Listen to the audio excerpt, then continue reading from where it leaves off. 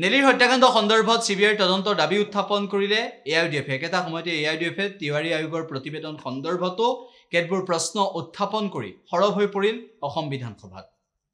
চাইনে নাই এইটো ৰিপৰ্টটো ঠিক ঠাক আছে না নাই কৈ যায় চাইনটো কমচে কম হ'ব লাগিছিল।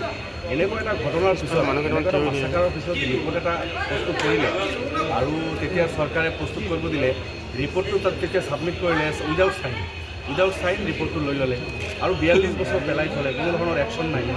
এতিয়া 42 বছৰ পিছত যদি টেবুলেশ্যন কৰিছে, 42 বছৰ পিছত যদি এইটো আনি এই বুকটো আমাৰ হাতত তুলি দিছে, অলপ কেইখিলামান কাগজ দিলে কি লাভ হ'ব? হাজাৰ হাজাৰ ইন'চেণ্ট মানুহ 83 মানে মৰিছিল, চবেই জানে। এতিয়াও মানে বুকু কপি যায় সেই ঘটনাবিলাক মনত কৰি। আমিতো সৰু আছিলোঁ তেতিয়া, লাখ লাখ মানুহৰ ঘৰ জ্বলিছিল, এই ঘটনাবিলাক ঘটিল। গতিকে কেইখিলামান কাগজ উঠাই হাতত দিলে যথেষ্ট নহয়। মুখ্যমন্ত্ৰীক মই আহ্বান জনাইছোঁ, যদি আপুনি পাৰে চিবিআই তদন্ত আৰু তেতিয়া এই ঘটনাখিনি তদন্ত কৰি এই কোনে হত্যা কৰিলে হত্যাকাৰীসকলক চিনাক্ত কৰি যদি শাস্তি দিয়াৰ ব্যৱস্থা কৰিব পাৰে, তেতিয়াহ'লে যি পৰিয়ালৰ মানুহ ঢুকালে, মাৰিলে, হত্যা কৰিলে, ঘৰ জ্বলালে, সেইসকলে অলপ হ'লেও মানে সান্তনা পাব।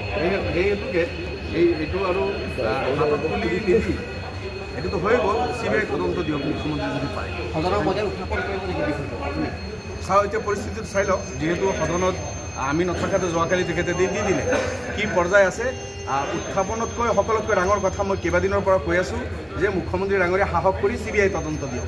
83 সেই ঘটনাবিলাকৰ তদন্ত হৈ ইয়াৰ পিছত যিসকল দোষী আছে সেইসকলে যদি অকণমান শাস্তি পায়, ইন'চেণ্ট ভিক্টিম মানুহখিনিয়ে শান্তি পাব। Thank U.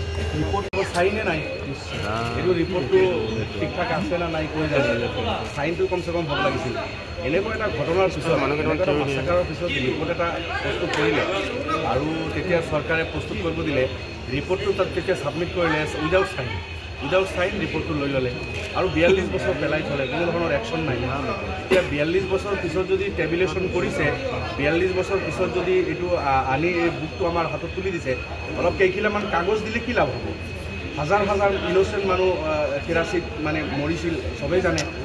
এতিয়াও মানে বুকু কপি যায় সেই ঘটনাবিলাক মনত কৰি। আমিতো সৰু আছিলোঁ তেতিয়া, লাখ লাখ মানুহৰ ঘৰ জ্বলিছিল, এই ঘটনাবিলাক ঘটিল। গতিকে কেইখিলামান কাগজ উঠাই হাতত দিলে যথেষ্ট নহয়। মুখ্যমন্ত্ৰীক মই আহ্বান জনাইছোঁ, যদি আপুনি পাৰে চিবিআই তদন্ত আৰু তেতিয়া এই ঘটনাখিনি তদন্ত কৰি এই কোনে হত্যা কৰিলে হত্যাকাৰীসকলক চিনাক্ত কৰি যদি শাস্তি দিয়াৰ ব্যৱস্থা কৰিব পাৰে, তেতিয়াহ'লে যি পৰিয়ালৰ মানুহ ঢুকালে, মাৰিলে, হত্যা কৰিলে, ঘৰ জ্বলালে, সেইসকলে অলপ হ'লেও মানে সান্তনা পাব।